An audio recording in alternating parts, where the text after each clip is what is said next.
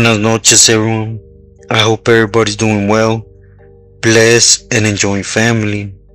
And as always, I do want to start off by thanking everybody for your guys' words, prayers, and just for everything you guys express and send my way. From the Cora, muchísimas gracias. Now to get into the story on hand. Well, this time I want to touch on a camarada, right? And on his walk or his wiggling, and how he got backdoored by being firmes. We go back to there's some firme ones, but in that type of environment, in reality, you always get the bad end of the stick, right?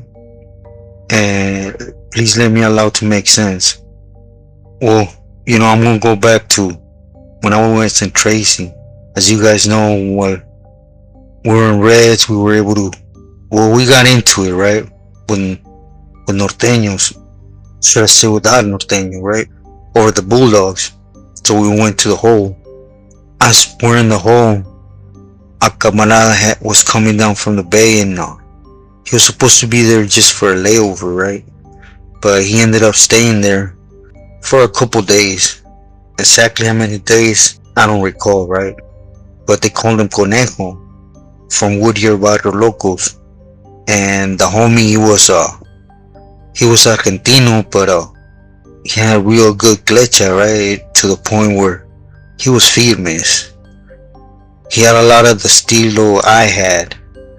I always been that individual that everybody's aware of, who, especially in those high levels, who you're in touch with, the things you're doing. So there's no point of you being on the yard acting all high power, cause like they say, when you act about it, then you ain't about it, right? So anyways, this happened, and while we're there, we found out the homie was headed to Ironwood. At this time, it wasn't in my agenda to hit Ironwood. My destination was Solano, right? So anyways, he ended up taking off, and I was there for a little bit longer, and I ended up going to Solano, and we're getting our butts given to us, right, again. And I ended up hitting Ironwood. Once I hit Ironwood, the homie received me with a good kitty and whatever, besides the Casas kitty and all that, it was love, right? So, of course, when I went out there, within a little bit, right, that's when I took the wheel for Terco. And when you take a jardín, you were aware of the vatos that they fall under, for the fact that if they get their hands on a little jale, you're not to pick up that third, right? Because it's gonna go straight to a pili. And they give each other that respect, right? So anyways, we didn't last long though, cause when he came down from the bay, he already had certain listas, right? In case one of three of his destinations was that, of people that he needed to take care of. Now, just to pay more enlightenment to him, the homie was under Silent George. That was his deal. He was a righteous deal. The only pili he was under, right? And so there was a certain individual, demonio, little demon. He went by both, right? But he had done something, and Conejo had to go ahead and take care of it.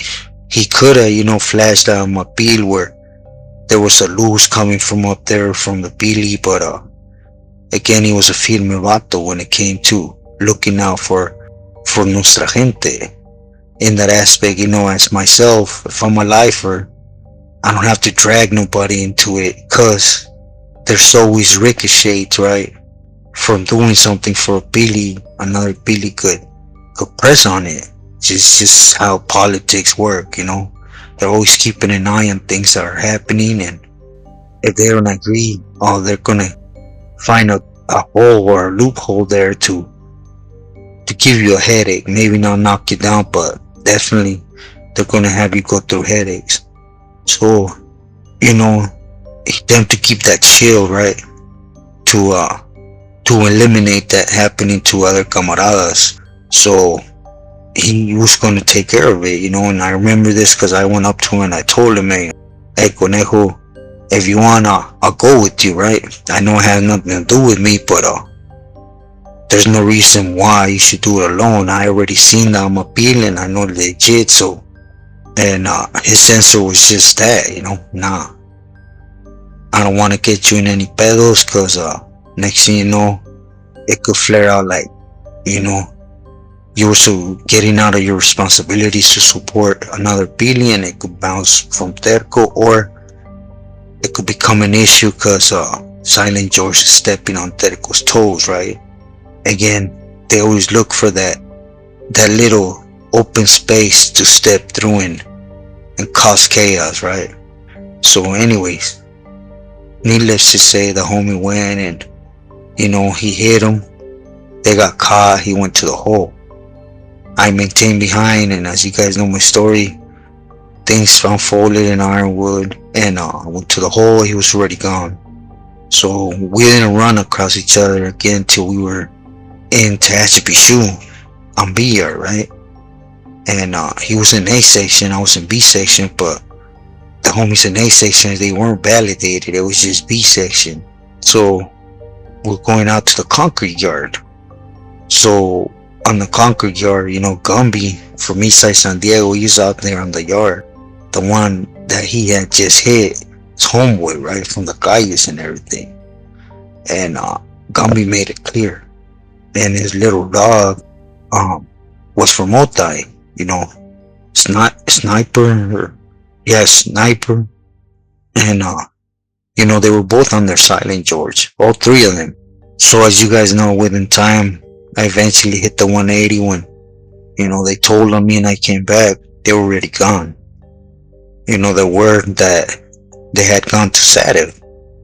They had gotten kicked out right there to the 180 there.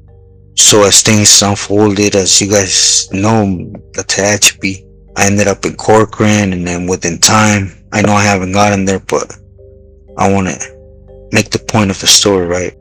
Things unfolded, and I ended up in the Bay. I always maintain in touch throughout my whole time. I always maintain touch with good camaradas. It was just something, we built a bond, right? If you want to call it that, because we were all aware that there's no such thing, right? When you fall under, especially like himself, that he was under one deal, it could always become an issue. Nevertheless, I like the estilo again. And a lot of people used to say, that they couldn't believe that, because we would go out there and we literally did what we had to do on the yard, which was let our mind go, right? Get out of that cell and just play handball, cotorrear, just get our mind out of that situation, at least for a little bit. We weren't out there trying to politic or, there's no need for that. But anyways, as time went on, the San Diego Ranfla in the Bay, it was big, it was strong, not because of Silent, but it was as a whole, Weather Sherm, Carlos, Boo, all the battles from Logan Heights, the Billies that were back there, right? And so it was a well-known conversation when it came to the things. What happened throughout time that a camarada got back there and actually put the pieces together, because it was just all pedacitos here and there, right? But they had that yard, right, which was Gumby and Conejo. They had that yard, or they were part of that yard, right? It was now a Mesa system there, and they had a certain seat for Silent. So they had another vato, that a youngster for this that one. He was hitting a few times, and one of those times he went out there and hit. He got cracked. More than anything, he got told on, right? He got took to potty wash. He got cracked, and they took him to AdSec, and I guess Gumby was trying to get in Conejo's ear and like, hey, we gotta recuperate this feria, right? Because the jale is silent. So he started saying, let's pressure him, saying we're gonna press on his jefita and everything to get the funds. And Conejo, that wasn't his estilo, right? At this time, you didn't really see that a lot. Mainly, to be sincere, a lot of the times, Billy's let it go. If you were doing the bottle and you got caught, it was losses of the movement, right? It wasn't like it was gonna take your career there. You're gonna pay it back, but it wasn't like that, right? But again, just cause camaradas that felt that power, they were starting with that BS, right? So this was one individual.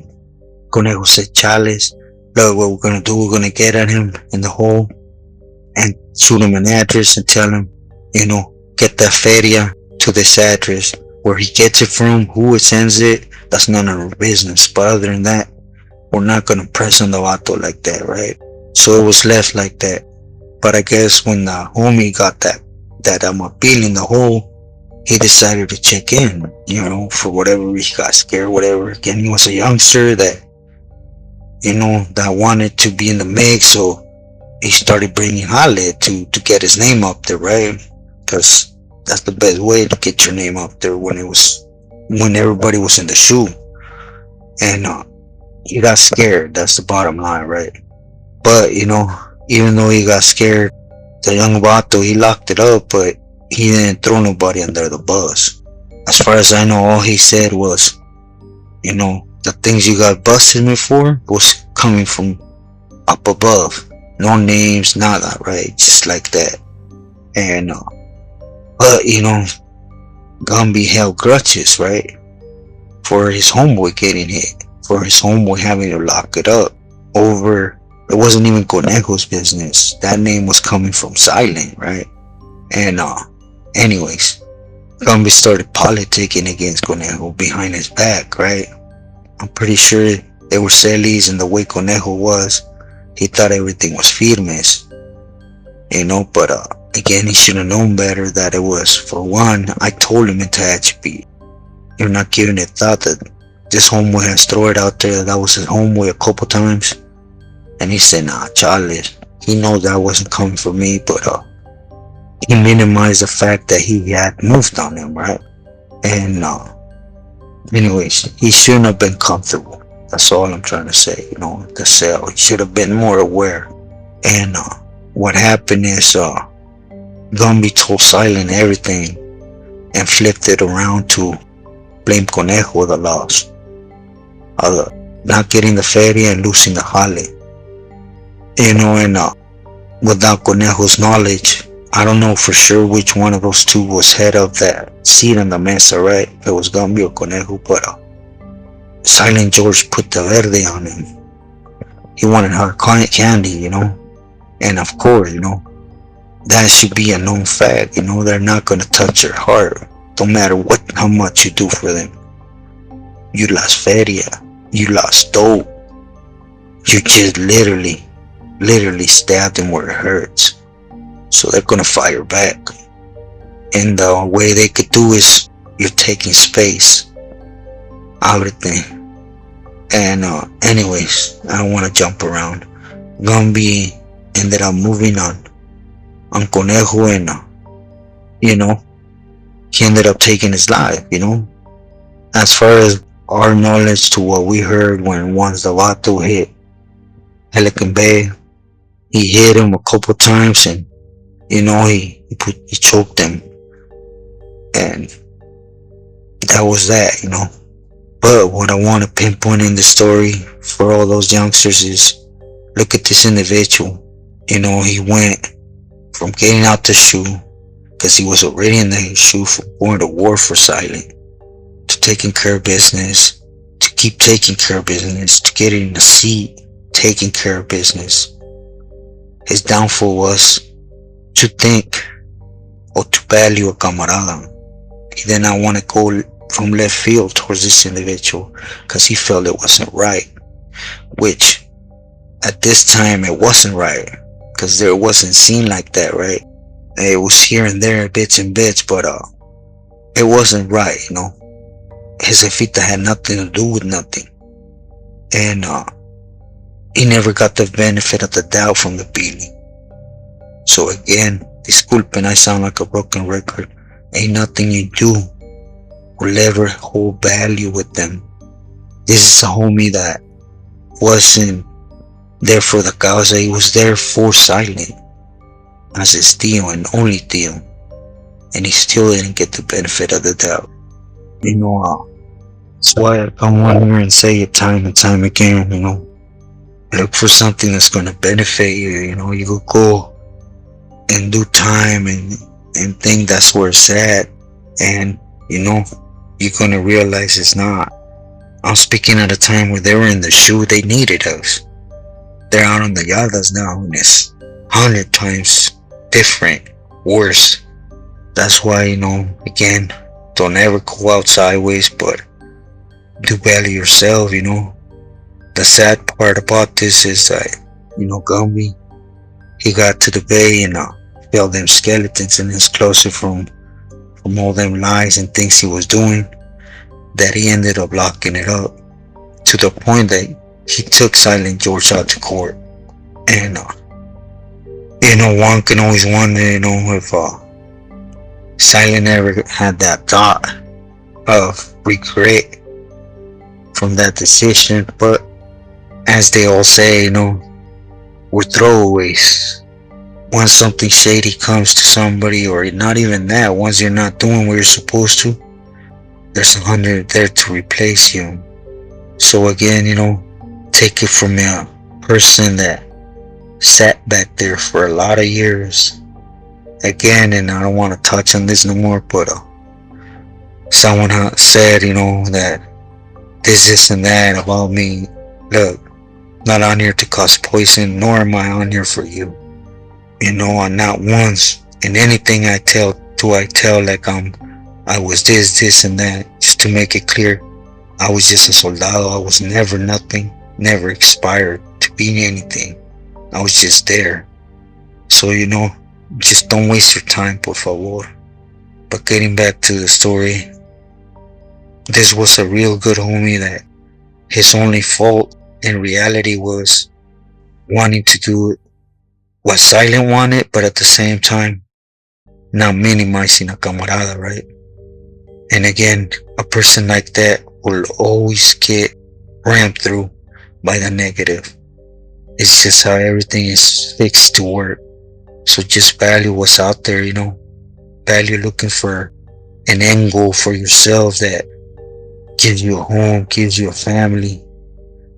See your jefita being happy when she holds your grandkids or ex. That's what it's about, That's what's going to really treasure you as a person. Whatever don't, then, there's no need for that in your life, Without sounding like woo-hoo, wee-wee on myself. I come on here and tell this experience. But, besides that, I thank God for everything right now. But really, if you paid attention, you're still hurting me to this day. But anyways, with this said, please stay true to yourself and loyal to your loved ones. I send my love. Muy buenas noches a todos.